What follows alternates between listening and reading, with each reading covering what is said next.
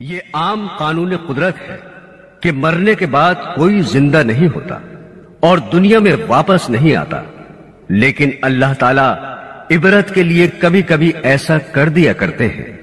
ہر دور میں کوئی نہ کوئی ایسا واقعہ پیش آتا رہا ہے، یہاں تک کہ کوئی زندہ ہو گیا اور اس نے مرنے کے بعد کا حال سنایا اور پھر مر گیا۔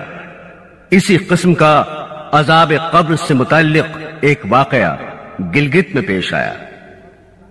ایک شخص قبرستان کے پاس سے گزر رہا تھا۔ اس نے کسی قبر سے یہ آواز سنی کہ مجھے نکالو، میں زندہ ہوں۔ جب ایک دو مرتبہ اس نے آواز سنی تو اس نے یہ سمجھا کہ یہ میرا وہم اور خیال ہے، کوئی آواز نہیں آ رہی ہے۔ لیکن جب مسلسل اس نے یہ آواز سنی تو اس کو یقین ہونے لگا۔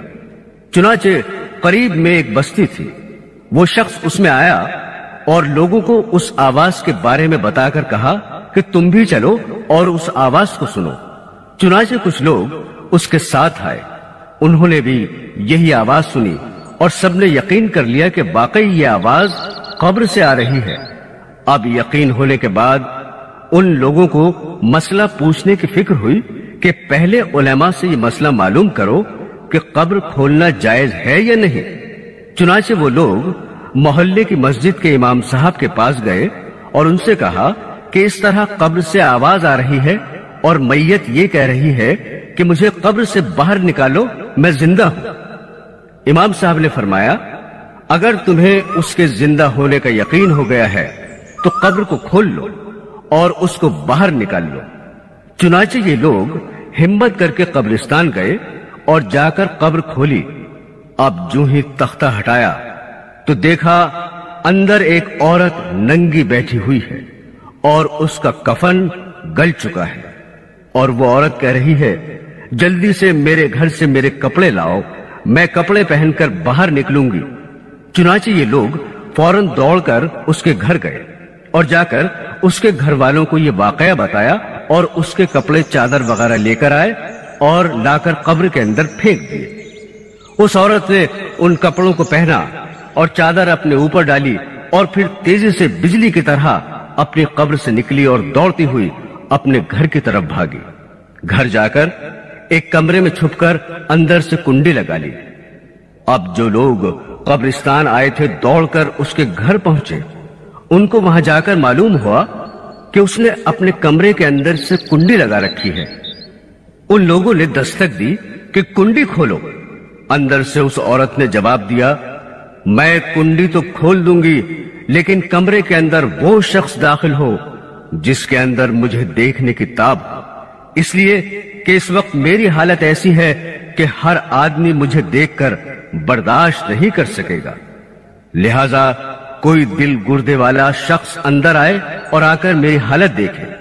اب سب لوگ اندر جانے سے ڈر رہے تھے، مگر دو چار آدمی جو مضبوط دل والے تھے انہوں نے کہا کہ تم کنڈی کھولو، ہم اندر آئیں گے۔ چنانچہ اس نے کنڈی کھول دی اور لوگ اندر چلے گئے۔ اندر وہ عورت اپنے آپ کو چادر میں چھپائے بیٹھی ہوئی تھی۔ جب یہ لوگ اندر پہنچے تو اس عورت نے سب سے پہلے اپنا سر کھولا۔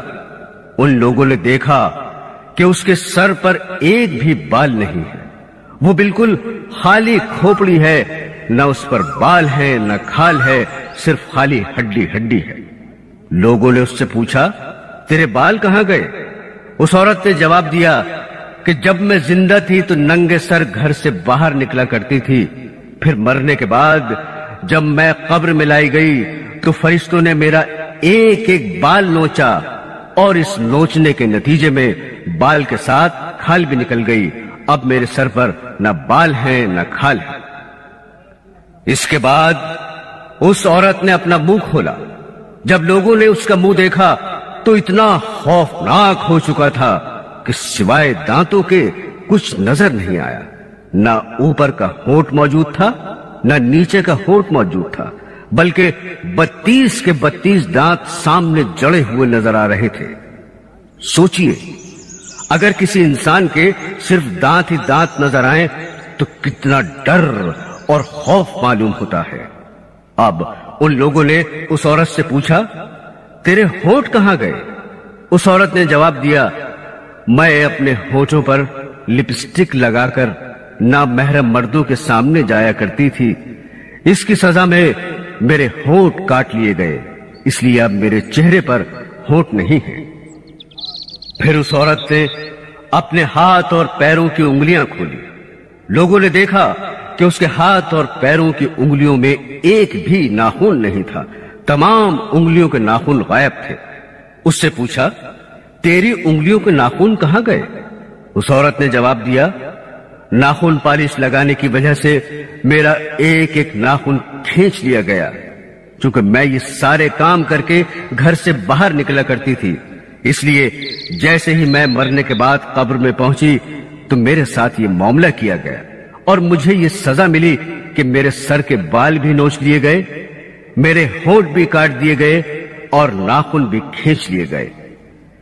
اتنی باتیں کرنے کے بعد وہ بے ہوش ہو گئی اور مردہ بے جان ہو گئی جیسے لاش ہوتی ہے۔ چنانچہ ان لوگوں نے دوبارہ اس کو قبرستان میں پہنچا دیا۔ محترم خواتین، اللہ تعالیٰ کو یہ عبرت دکھانی مقصود تھی کہ دیکھو اس عورت کا کیا انجام ہوا اور اس کو کتنا ہولناک عذاب دیا گیا۔